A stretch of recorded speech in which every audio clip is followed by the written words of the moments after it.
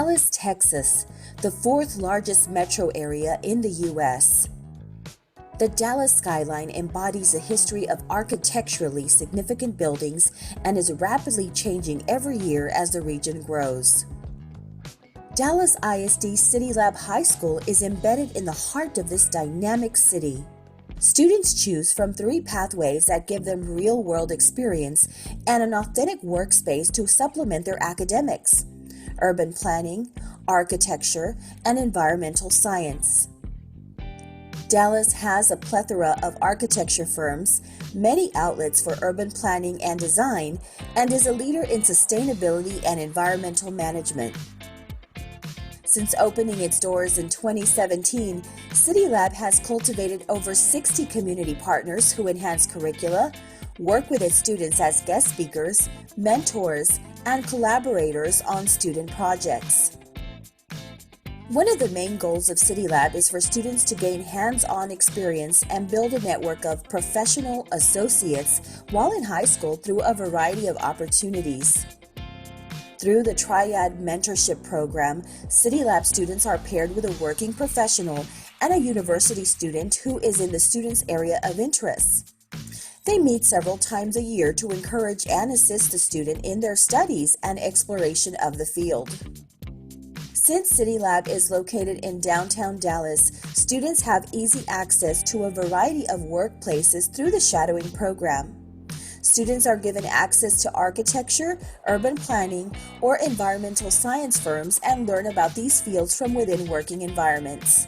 During the summer, students can also work at a paid internship to gain real-world exposure and begin to build occupational knowledge and references.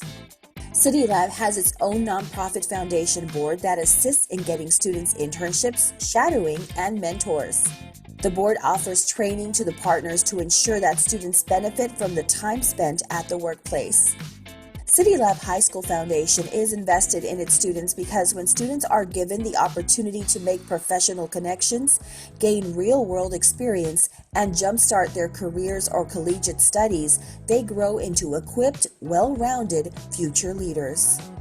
If you are interested in joining the CityLab family, whether as a student, industry partner, internship provider, or mentor, find out more by visiting the websites listed or reach out to the school staff for more information.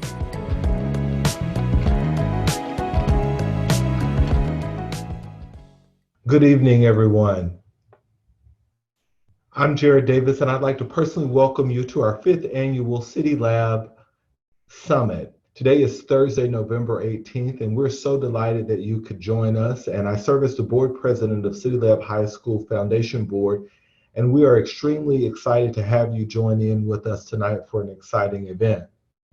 A special thank you to our summit chairs, both Amy Burmester Hicks and Peter Goldstein, CityLab faculty, administration, and all of your hard work in organizing tonight's event. A special thank you to Maggie Kennedy, our graphic designer, and Dee Dee Rose, Fraser Revitalization, and our partner Fair Park First, as well as all of our sponsors in making tonight a very special event. Thank you to our partner TalkSTEM for working with our outstanding and creative and innovative CityLab High School students in preparing our app. CityLab High School is a foundation of outstanding leaders who work together as a group to bring together volunteers, experts, donors, and people who want to support student learning in Dallas ISD at CityLab High School to make and create educational enrichment opportunities that will make Dallas a very bright and vibrant future. And so we're extremely excited tonight for all of our partners and supporters who make tonight possible. Thank you, Kimberly Dowdell of HOK, our keynote speaker. And at this time, I'd like to introduce to you none other than Principal Lynn Smith, who gives day-to-day leadership to the outstanding work that's happening at CityLab High School. Principal Smith. Thank you, Mr. Davis. I appreciate that introduction. We are so excited to welcome everybody to CityLab, our CityLab Summit, our 5th annual summit again. Just a note, we are recording this. Want to make sure everybody's aware of that. CityLab is a choice school in Dallas ISD that serves students that are interested in project design, project-based learning, and students that are interested in environmental sustainability, urban planning, and architecture. So today at the summit, we're excited that all three will come together and we will be able to discuss these with our renowned speaker. I want to thank all of the professional participants who've been working with CityLab students to prepare the app stops for tomorrow's summit. And I want to invite any of you that are in the audience today to consider volunteering with CityLab as a speaker, mentor, offering internships, or giving project feedback. This is one of the unique aspects of this Dallas ISD school, is that we work closely with our city and with professionals in our city to give our students a wealth of experiences. I want to tell you about the summit. We're excited about it. This, again, is our 5th year, as has been stated. And each year, I just think it gets better. It's my 4th year to do it. Last year, we were able to work with the Trinity River and able to design a bike stop so citizens can have better access to the Trinity River. And this year, of course, we're doing our app, which is going to connect our founding communities and our people of Dallas with Fair Park. We want to make sure Fair Park is much more known to our city other than the 30 days or 17 days of the fair. So we're excited to be able to do that as well. So tomorrow, if you join us, we will be unveiling the app the students have made, and that's been very exciting. So there will be a brief video and to tell you more about CityLab High School, and then I'll turn it over to none other than one of my outstanding seniors, Ruby Lucas, who will introduce our guest speaker tonight.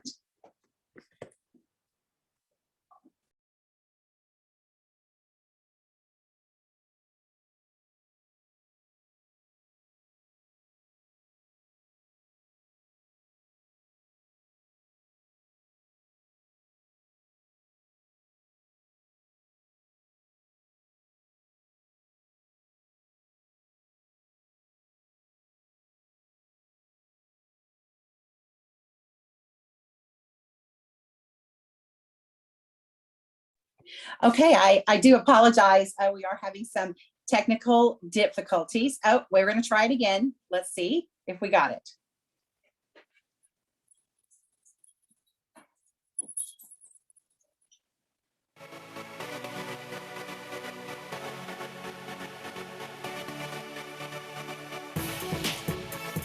You get to have like a different experience, and you get to come and meet all these like really cool teachers. Like I love all my teachers, and you get to just like meet all these cool people that have like the same interest in you. It's not like a typical high school because we don't have classrooms, and it's pretty much just an open space.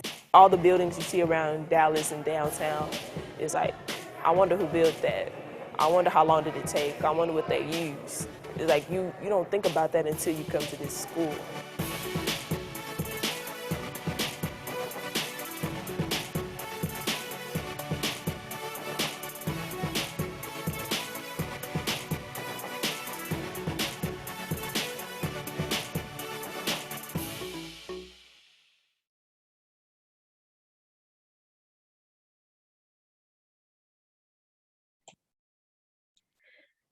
Good evening, everyone.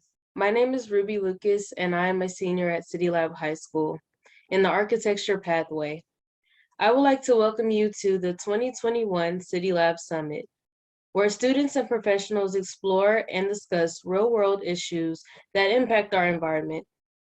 This year, I am pleased to introduce the 2021 CityLab Summit keynote speaker, Ms. Kimberly Dowdell.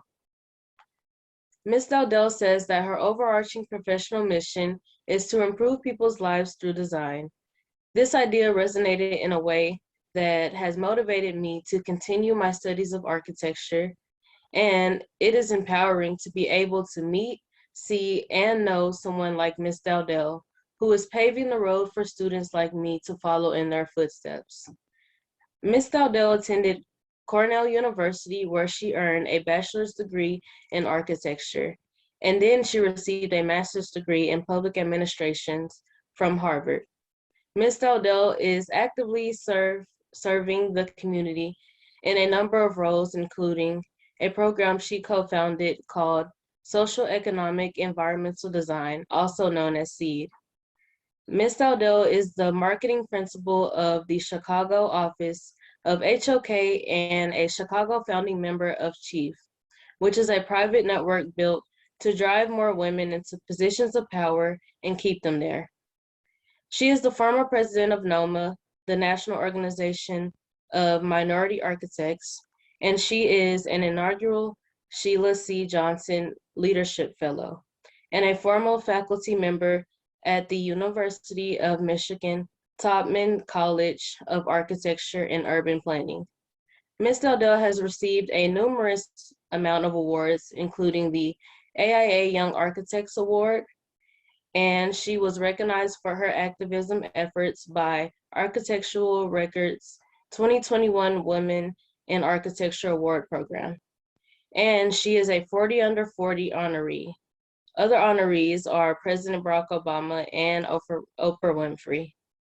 Without further ado, I present to you Ms. Dowdell, who will be speaking to us today about diverse cities and shaping the future of the urban built environment. Ruby, thank you so much for the lovely introduction. I really appreciate it. And thank you so much to CityLab for inviting me here tonight. So I'm going to just jump right into it. I'm going to share my screen and talk for about 30 minutes, and then Ruby and I are going to have a good discussion. Right, Ruby? Right. Okay.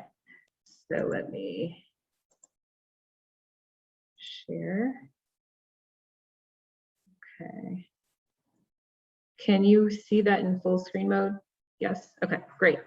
So Ruby mentioned that I was going to be talking about diverse cities shaping the future of the urban built environment, which is a topic that I've talked about in the past, but I actually redid this presentation because I knew that I was talking to high school students. So it's especially important that I get this right, because high schoolers and those who are coming up behind them are designing tomorrow. So I'm going to talk about what it means to design tomorrow by actually going through my story a little bit and then talking about ways to frame our thinking about what designing tomorrow means.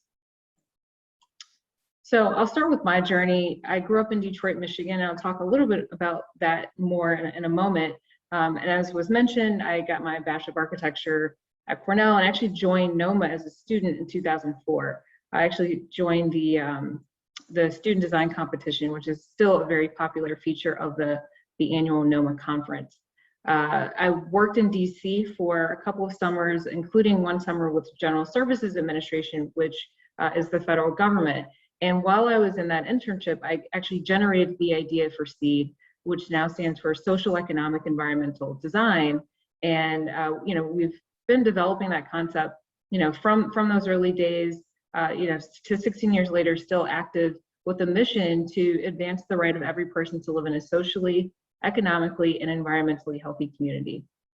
And I'll talk about why that's important in just a few moments. I also worked in DC for a firm called Ayer St. Gross. We actually got to work on a project for deaf students at Gallaudet University. It was a dormitory renovation project, which is really cool to learn about deaf ways of being and just understanding that culture better. And then I moved to New York City in 2008 and worked for, it was actually my first stint with HOK. I'm now in the Chicago office. I became a licensed architect in 2013.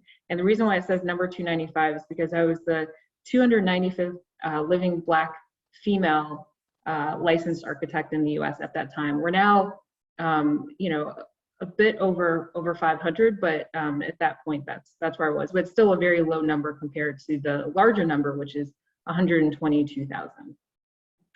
So as was mentioned, I got my Master of Public Administration at Harvard. Sometimes people ask me, if you are an architect, why did you go to graduate school to study public administration? And my simple answer to that is buildings are very much a part of the public realm, and I wanted to better understand how policies can help shape development and design decisions. So I actually put some of those skills to the test in my hometown of Detroit. So I worked in city government in 2015. I also have done real estate project management work, working as an owner's rep, and then also real estate development work. I taught at the University of Michigan for a number of years, and then I became the national NOMA president in 2019 and 2020, which I'll detail further in my presentation. Then I returned to HOK in 2019 as a principal, and one of the more recent awards that I've been really honored to receive is the AIA Young Architect Award. So that's a little bit about me, and I want to just kind of go to where it all started. So how did this start? It actually started with this building here. These are two different images of the same building. It's such a massive building that's hard to capture it all in one shot, but these two images actually show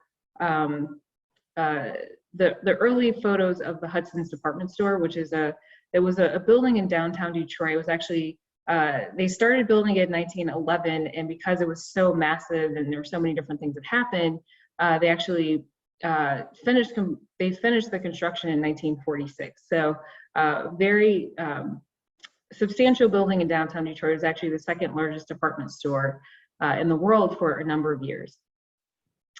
However, it actually closed the year that I was born in the 80s, and most of my childhood I remembered this building looking like this. So it was a ghost of its former self, totally, just deactivated. You can see the graffiti and the broken windows, and it was just a really sad, place to observe. Even though you could tell that there was so much potential there. And so I remember a very specific moment when I was about 11 years old, and I looked at this building and I reflected on an art class that I had taken recently where I learned what an architect did. And so that was the point where I said, okay, I'm going to become an architect and I'm going to fix this building. So unfortunately, this building was demolished just a few years later in 1998. So I did not get to work on the Hudson's department store, but at that point, my passion for architecture, and not just architecture for the sake of buildings, but architecture for the sake of transforming people's lives and for improving urban conditions. That's really where that all took shape for me as a young person. And so when I went off to college, the images on the left actually show part of my thesis research, because my thesis essentially posed the question, what happened to Detroit? And so that's where I really got to understand some of the issues around policy decisions, racial injustice, social injustice, and talked about, or the work that I researched talked about how the image on the top left shows a Detroit neighborhood in the 1940s, and how that same neighborhood several decades later is basically cleared out for the most part, with the density of the 40s essentially becoming quite sparse, really largely tied to policy issues, which are talked about on the right-hand side of the screen. For those who are unfamiliar with redlining, if you look at that map on the upper half, it shows the sort of red color with the title fourth grade, and so that basically means it's the lowest possible grade for loans. So basically, banks would assess the potential of a particular plot of land based on these maps. And so by redlining certain neighborhoods, they would actually sort of extract value from them. And unfortunately, there's a strong correlation between redlining and Black and brown communities, not just in Detroit, but all over the country, including Chicago and Dallas and New York and LA and basically every city. And so if you want to learn more about how policies actually shape the urban built environment, I encourage you to read The Color of Law by Richard Rothstein. And it talks about how systemic disinvestment, which redlining was a tool that facilitated that, it limits access to capital, education, jobs, quality foods, transportation, technology, healthcare, and other critical things. So fast forwarding to today's major challenges, if I were to leave you with the two that are, I think, most pressing, they're climate action and social equity. Really thinking about how do we minimize damage to the planet, and then how do we maximize human potential, and that's all human potential. And so just to put some numbers to this to kind of frame this a little bit better, I'll kind of zoom to the city of Chicago, which is where I live now. So 71% of citywide greenhouse gas emissions are attributed to Chicago buildings. So that's a very specific number that Chicago, that architects in Chicago, and frankly developers, owners, all the people who have responsibility for buildings can work on, in the near future to actually reduce that number so that we can do a better job with climate action. On the right-hand side of the screen, 1 in 7 people living in Cook County, which includes Chicago, are food insecure. And so that's an example of social inequity that as a society, we need to deal with. And so the intersection of social inequity and climate action is environmental justice. And so one of the things that I think it's important for us to acknowledge is that environmental justice exists when there's an equitable distribution of environmental benefits and burdens throughout a city or region. And when things are not evenly distributed, there tends to be a greater concentration of environmentally harmful items or issues or interventions in neighborhoods that are less well-resourced, which unfortunately correlates to communities of color. And so on the left, it shows, within the last year, a protest that really talks about how if you have less money, there's a higher likelihood you'll live in a neighborhood that is polluted, and therefore you'll have actually a higher incidence of asthma, as the sign there shows. And then the image on the right, it shows Chicago, but it shows some of the different texture of Chicago that has some of the industrial aspects there. And if you were to study who lives near those industrial areas, again, unfortunately, there's a strong correlation between people who have fewer resources and people of color. And I think one of the most jarring findings is actually a study that I found in Time magazine in 2019, shown here. Food deserts are shown on the far left, and unemployment are shown on the far right, and they all correspond to some of basically the kind of racial divide of Chicago, whereas the south side or the bottom half of the maps here are darkened, and correspond to Black and brown communities, whereas the north side of Chicago is predominantly white. And so as we look at the prevalence of food deserts, it's they're more strongly present on the south side, as is unemployment. But what I think is most troubling is really highlighted in the middle, life expectancy. So the darker is actually the worst outcome in terms of having an average life expectancy of 60 years. That's the darker. And then as you get to the lighter colors, it's a life expectancy of 90 years. So we're talking about a 30-year life expectancy gap, which is, I think, completely unacceptable.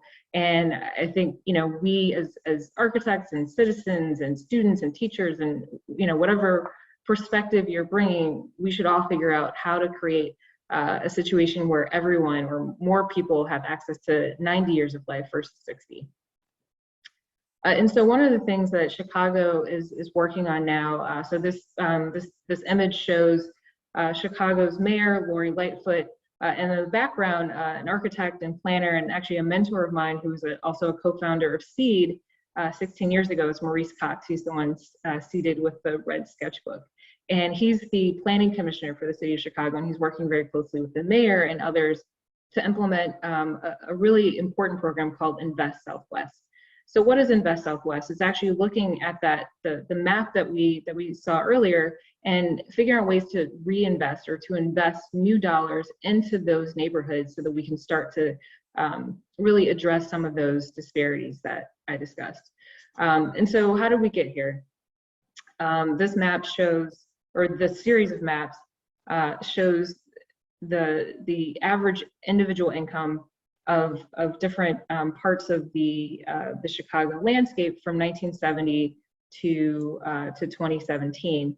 And again, if you remember, the upper half is predominantly white citizens, and the west and south side. So the upper is north and the lower is south, and to the left is west. And a lot of the sort of poverty or very low income, as indicated on the maps, is very much corresponding to the south and west sides, hence Invest Southwest being the name of the initiative. And so what's really important about what the mayor and Commissioner Cox are doing, among others, a large team of people, frankly, including the Chicago Central Area Committee, where I'm a board member, we are all thinking about ways to focus on specific neighborhoods, investing in specific projects to actually help to turn some of those really troubling statistics around. And so this map shows the specific neighborhoods that we're looking at and the corridors that are being studied to find ways to make improvements. And it's not just about studying, it's about actually, putting your money where your mouth is. And so the city, so the city is the public sector, the private sector, so that means different companies around the Chicago area, and the not-for-profit sector, so philanthropy, are all working closely together to invest millions upon millions of dollars into these neighborhoods to, again, reverse some of those really problematic numbers that we saw earlier. And so again, I'm on the board for the Chicago Central Area Committee, which is something that I'm doing through my work with HOK in Chicago. And one of the reasons why I'm showing this image, Chicago Central Area and Beyond, if the name of the organization, which has been around for decades, is about the Chicago Central Area, why are we concerned with the outlying areas, the neighborhoods? And I think Commissioner Cox said it best when he shared that the downtown Chicago area is like the heart of the city, but the different neighborhoods are really the soul of the city. And so it's important for the entire city to work together, because inequity in one particular location really translates into problems throughout the city. And so that actually takes me to an excerpt from an article that I wrote for Architect Magazine last year. And I shared that our duty as an architect is to protect the health, safety, and welfare of the public, the entire public. The buildings that we design are meant to shelter everyone safely and to the extent possible to create delight. And so, when we think about protecting, we really have to be actively, in the mode of thinking of ways that we can protect the health, safety, and welfare of the public that we serve. And action requires leadership. And so I want to take you through a bit of a case study of the practice of leadership. Leadership, similar to architecture, similar to law or medicine, is a practice. And you'll start by leading a small group or a team or some kind of organization, and it continues to kind of balloon and blossom, which has been my case since I was like a little kid. I've been asked to lead certain things, and so it's kind of evolved to bring me to where I am today, which was it was quite the honor to be asked to lead NOMA as one of the younger presidents in our 50-year history. Actually just celebrated 50 years this year. But for those who don't remember from the introduction, NOMA stands for the National Organization of Minority Architects. Our mission is rooted in a rich legacy of activism, and it's to empower our local chapters and membership to foster justice and equity in communities of color through outreach, community advocacy, professional development, and design excellence.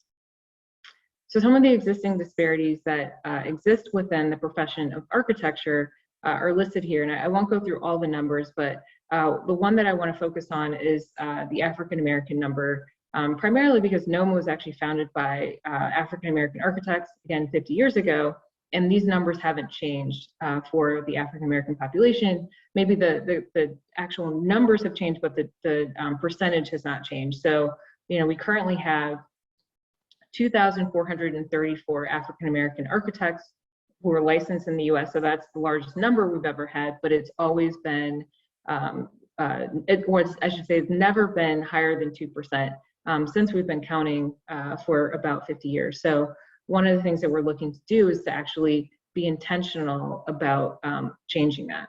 And so that's why I am all in for NOMA, and that was the sort of branding of my platform for my presidency, which was 2019 and 2020.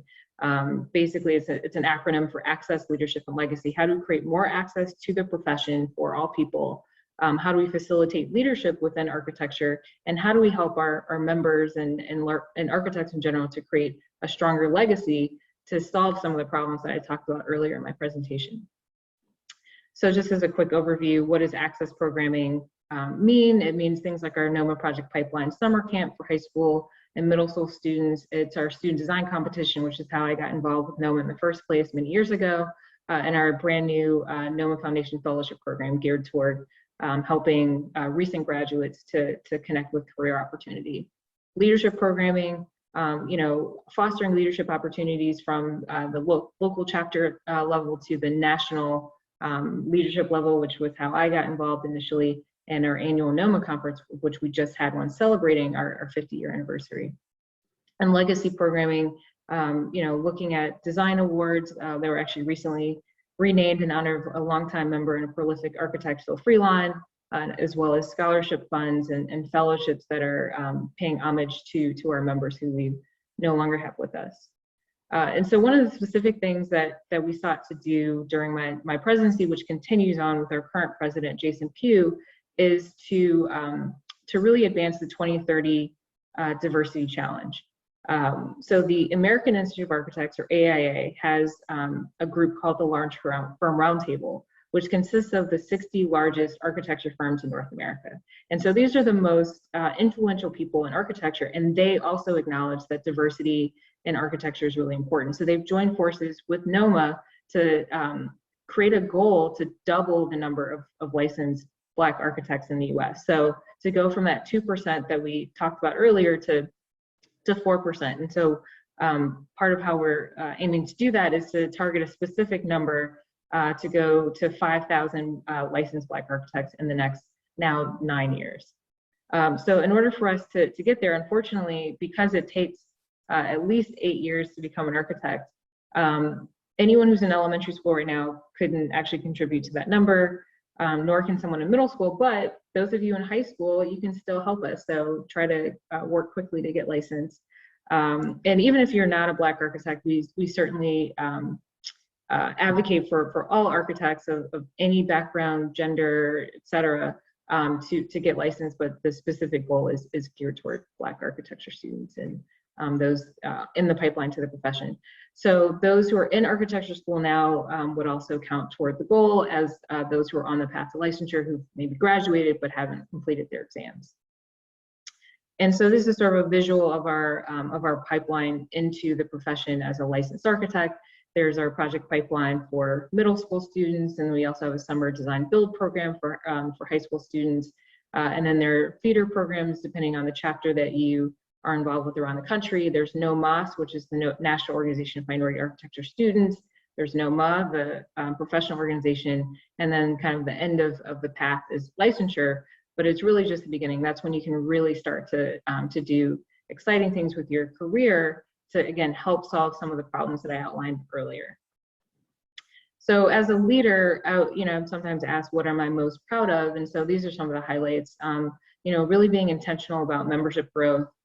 We actually increased our membership by 273% for over the 2 years that I was president, which was pretty monumental for the organization. That also helped to increase our income and growth potential. So I really wanted to hire full-time staff, which we had not had in our, at that time, 49-year history. So we hired 3 full-time staff members and several consultants to really support our growth.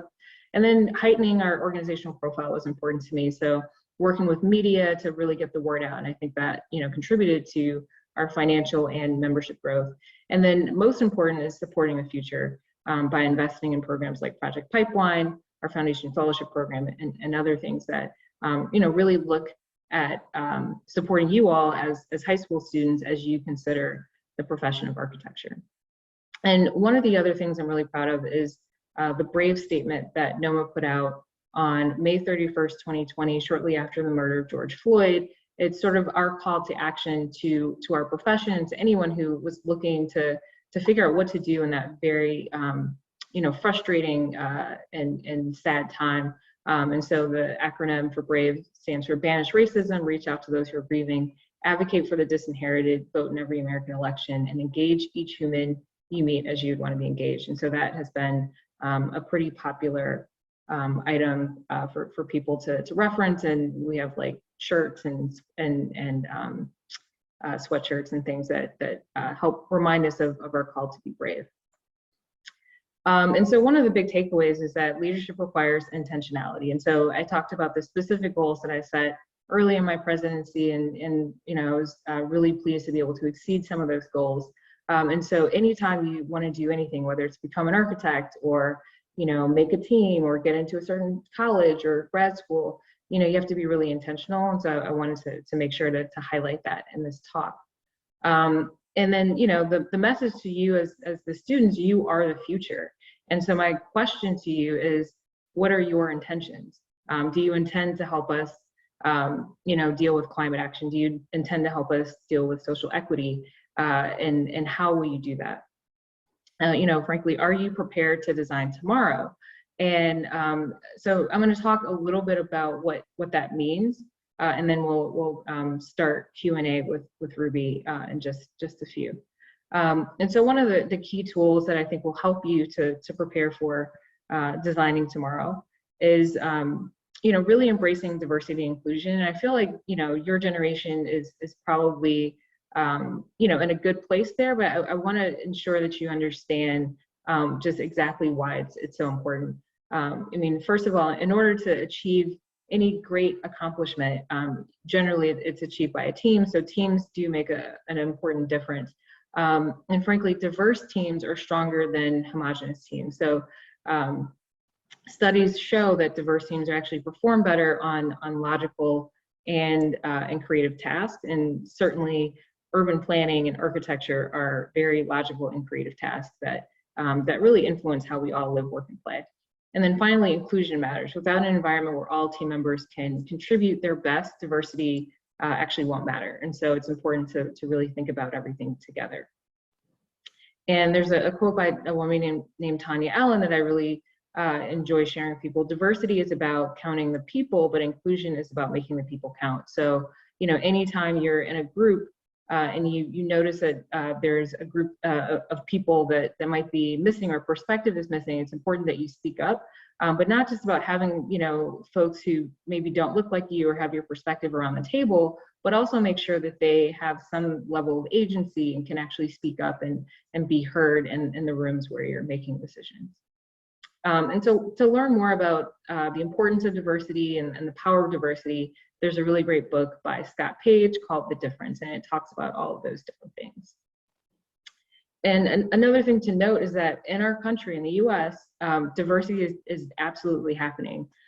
So by 2045, according to the Brookings Institute, more than half of the US population will be people of color. And so you kind of see the approximate breakdown at the bottom of the screen here. But if we're becoming a more diverse country, basically day by day, it's important that we actually learn how to navigate diversity in really healthy and productive ways.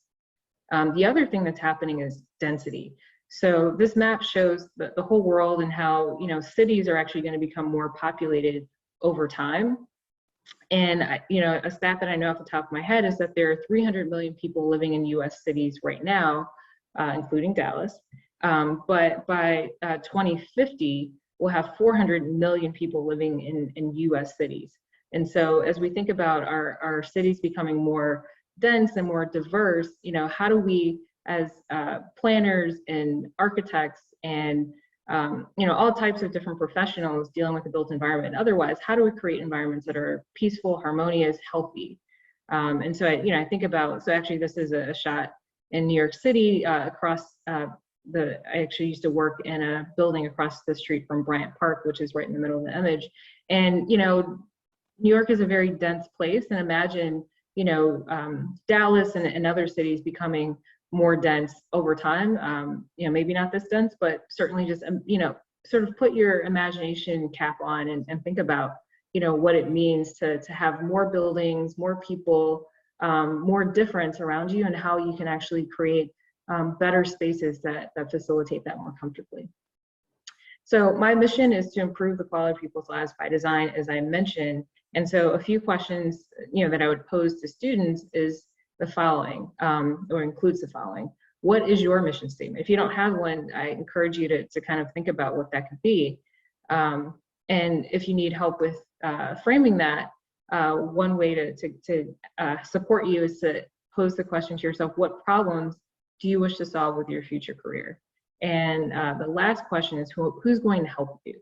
I certainly have been helped so much by different scholarship programs to get into certain schools, and to actually be able to afford to go to those schools. And certainly mentors have helped me throughout my career, but also my fellow students, and so many people have been of great support to me. So I think it's always important to ask for help, but also to be helpful to others.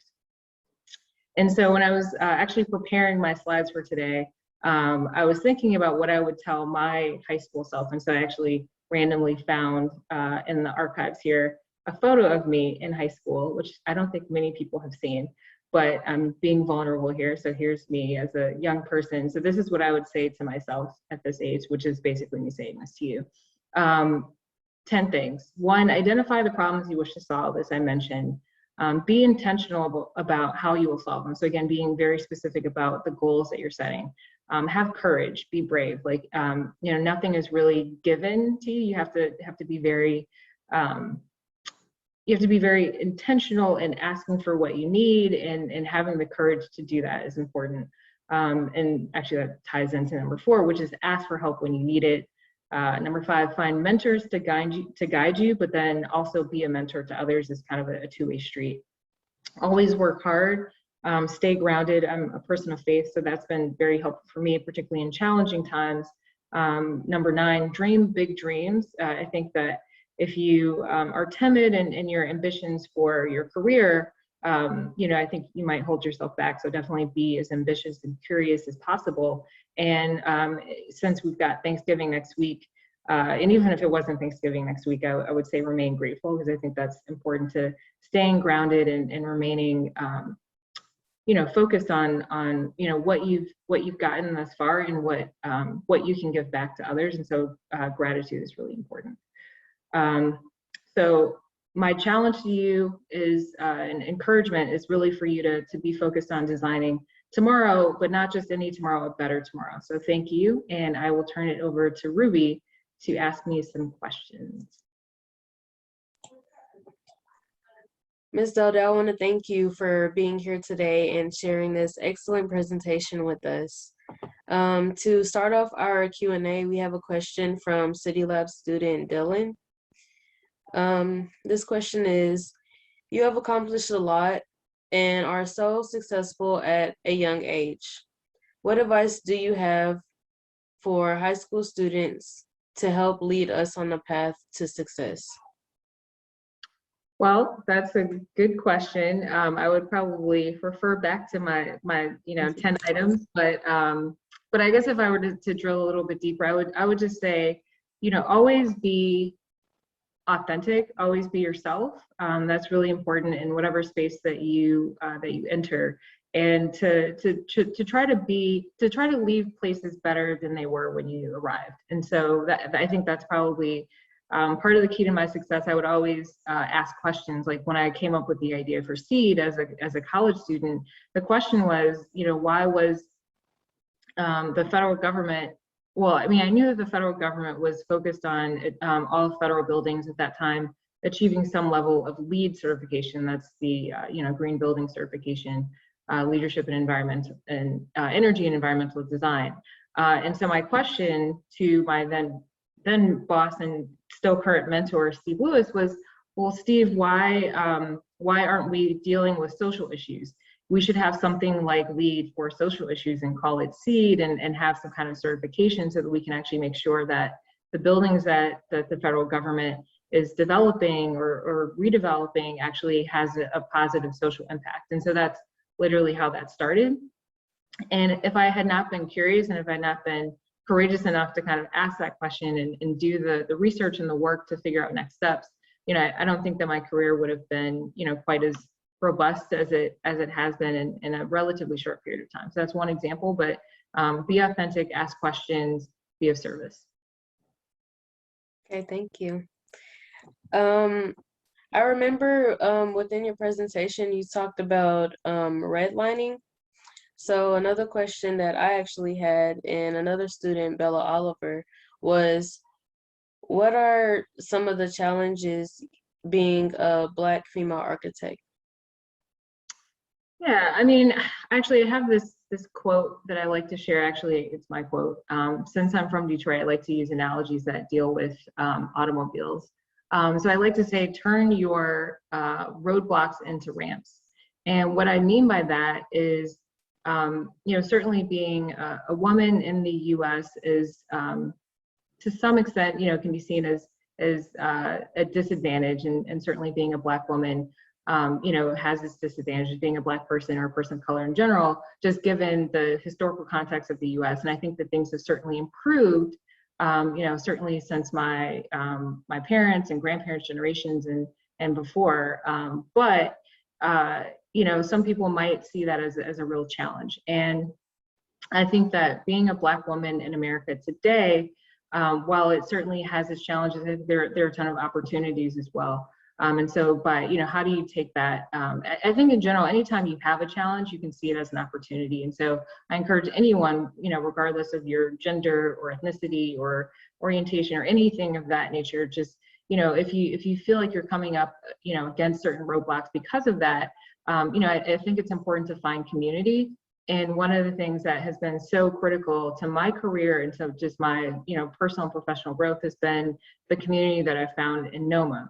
And so part of the reason why I joined NOMA as a student, initially was because of the student design competition, but I kept coming back because, I found a group of people who, had similar challenges, by often being one of the only women in the room or often being the only person of color in the room. And so we came together as a group to talk about not just that. I mean, that's kind of is what it is, but how do we actually help build each other up? How do we create, a stronger community? How do we support one another? And so, and by that, I was able to kind of turn what could be perceived as a roadblock into a real ramp into the profession that I think has worked out pretty well for me.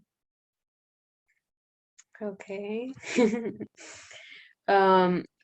You've accomplished a lot within like your career path. So another question was from Patricia. What is something that you are most proud of that you would like to share with us? Yeah, well, I mean, I think one of the things that I'm really proud of is the work that was accomplished during my 2-year presidency of NOMA. And I kind of, gave an outline of what those major accomplishments were, but I think something that was most meaningful actually happened more recently. I received a note from a father of a young woman who's graduating from architecture school in December, so just next month.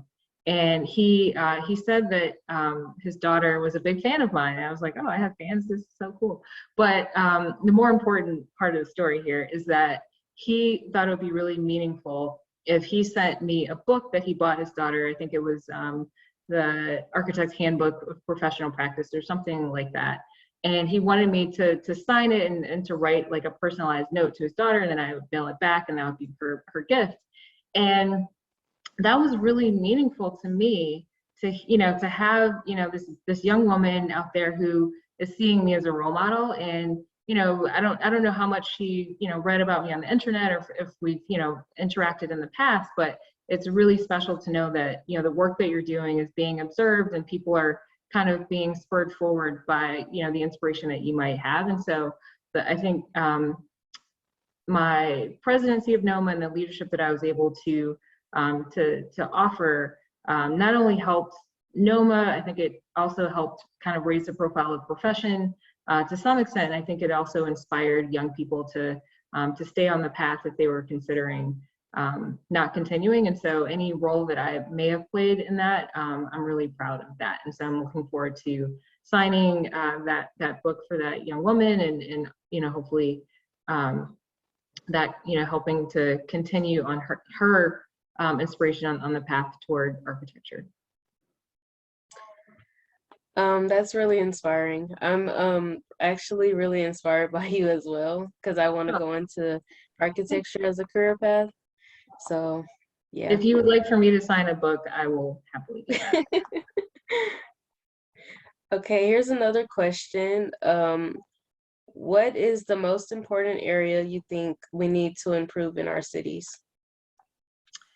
Well, as I kind of touched upon in my presentation, I think equity is really important. In fact, I was just talking earlier today. I was on a panel, doing a panel discussion about universal design, and I mentioned a colleague of mine from HOK. She's one of, so I'm actually within HOK. I'm the co-chair, one of the 3 co-chairs of the Diversity Advisory Council for the firm. So we have 23 offices around the globe, and we have a group that's really focused on helping to ensure that we're fostering a sense of belonging for each person in the firm, no matter who they are, where they're coming from, et cetera.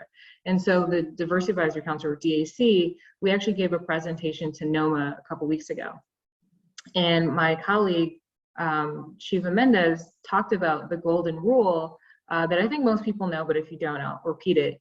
The golden rule is do unto others as you'd have them do unto you. In fact, a version of that was embedded within my BRAVE statement, the engage each person statement. But what Shiva brought up, which was really fascinating, and I had not heard this before she mentioned it last month, was the platinum rule, and that is to do unto others as they actually need to, have basically treat other people as they need to be treated. So actually, let me restate it. So golden rule, treat others as you would want to be treated. Platinum rule is treat other people as they need to be treated. And so as you can tell from the maps that I showed in Chicago, there are some neighborhoods that frankly just need more attention, investment, support. And so I think that the challenges of social inequity and economic disparities and all of these things that are really manifesting themselves in the built environment in certain ways, but then also manifesting itself in that really awful health gap that I talked about. Really assessing the needs of a particular individual, household, neighborhood, community, city. I think you have to be very tailored in your response to the challenges that people are facing, and not just assuming that people need what you would need because you're coming from a different perspective more than likely. And so I think being really open with people about how you can help them, and really listening to what their needs are, and just finding the right sort of middle ground of what can be offered to solve people's problems. I think that's really important. So when it comes to cities, that's something that needs to be addressed on so many different levels. Again, at the individual scale, looking at different schools and communities and institutions, like how can city government, the philanthropic sector, and the private sector come together to help solve some of our most complex problems, because frankly that's the only way that we're going to be able to move the needle on the social inequity issues that we discussed, as well as some of our climate change challenges. All right. Okay, so referring back to the questions you asked about for the young people, like what are our intentions and what are our mission statements, this brings me to our last question, which is, what do you think is the role of teenagers and young people in improving the lives of others in our cities? I mean, I think that teenagers and young people have an important role to play. I think first it's observing the challenges and issues and problems around them, kind of like the old Hudson's department store that I observed as a young person saying, this is a problem, I want to fix it. So I think, finding your own version of that by, again, identifying whatever challenges you think, really speak to you the most. I mean, there's no shortage of problems in the world, but you have to kind of, choose a path, I think.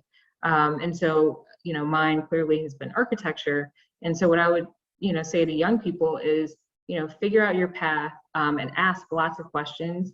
Why are things like this? How can we change it? Who do we need to get involved to make a difference? I think, that's really, those are kind of the beginning seeds of growing into a professional that can make a real impact.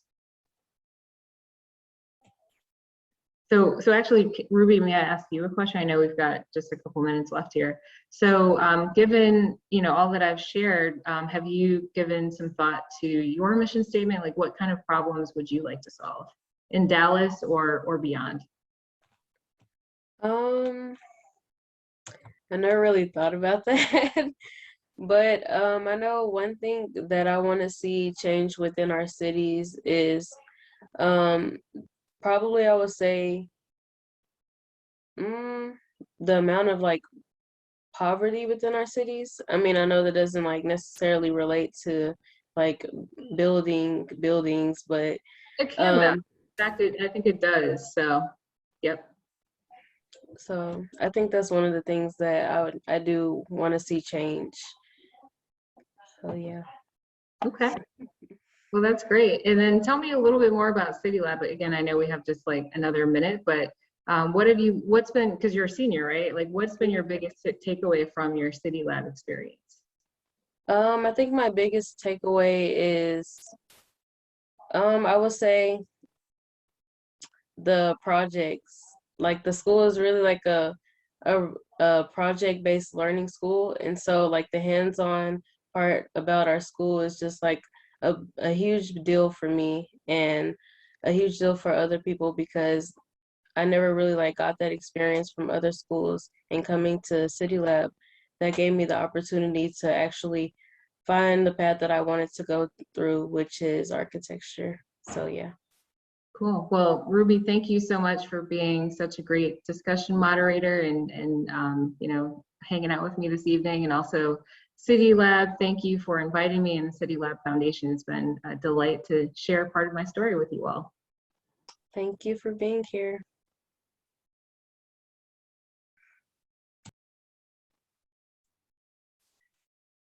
I can't think of a better way to kick off this summit. Thank you, Ruby, for your excellent moderation. And so a huge thank you to Ms. Dowdell for an amazing presentation. I know I'm leaving this evening inspired, and no doubt the students and their families and the faculty and our professionals that are on board here are signing off tonight, truly inspired about the potential that we can all bring to our communities for their future development, especially areas in our city like Fair Park that have been historically overlooked and have so much rich context to tap into.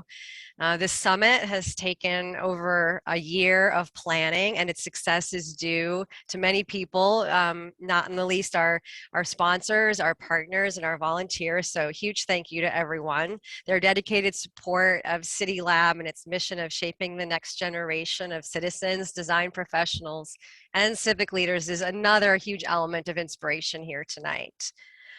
So tomorrow, the fun continues. We have day 2 of our summit where we're going to have our virtual panel discussion with some amazing, incredible city leaders, community leaders, and our students, of course. This is bound to be very engaging, centered around the focus of our student project, the neighborhood of Fair Park, examining the neighborhood's future in the rich context of its iconic history, art, architecture, as well as the critical issues related to equity in urban planning. And the panel discussion, of course, will be followed by the world premiere of our app. So we're super excited to hear from the students as they unveil what they've been working so hard on these past couple months. For anyone that hasn't signed up yet for tomorrow, I believe we're going to share a link. Maybe. I think I can possibly share. Can you guys, hopefully you can see my screen. There's a link there. You might want to take a photo right here. I'll leave it up for a minute. That's the link for tomorrow. You can register. I don't think it's too late. And thanks again for coming. Thanks again, Ms. Dowdell and Ruby and everyone at CityLab. This was wonderful, and I can't wait for tomorrow. We'll see you all then. Thanks, everyone. Have a good night.